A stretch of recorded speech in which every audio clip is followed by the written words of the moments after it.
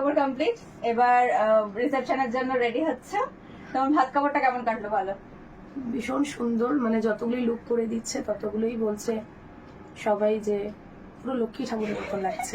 আর সবাই বলছে তোমার ভালো লাগছে না? হ্যাঁ, আমার তো নিজেকে দিয়ে আমি চিনতেই পারছি না। হাজবেন্ড কি বলছে? হাজবেন্ড তো প্রথম দিনই হ্যাঁ, হাজবেন্ডের সরিয়ে রিভিউ এসে আমি দেখছে। আমি দাদা থেকে রিভিউ নিয়ে নিব। দাদা কি বলেছে বলো আমাকে?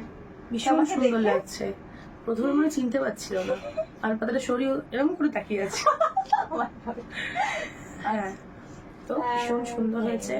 Thank you. হ্যাঁ, তো এবার তুমি বলো তোমার রিসেপশনে কিরকম কি লাগছে? আগের দিনও বলেছিলাম যে তুমি তোমার মতো করে সাজিয়ে দেবে, আমার কোনো চাওয়া পাওয়া আশা নেই, আজকেও নেই। পুরোপুরি আমি বিশ্বাস করে দিদির ওপর ছেড়ে দিয়েছি। ওকে, আচ্ছা তাহলে দেখি কতদূর কি আমরা করতে আমরা কেমন কি লুক আসছে। বাই। তোমার লুক পছন্দ? ভীষণ সুন্দর হয়েছে, আই মেকআপ একটু আইটা ক্লোজ করো। স্যাটিসফাই? একদম। Thank you. তোমার মেকআপ ভালো লেগেছে দিদি? তোমাকে জিজ্ঞেস হ্যাঁ, করছি। ওর মেকআপটা ঠিক হয়েছে, আমারটা কেটে দিতে পারছি না,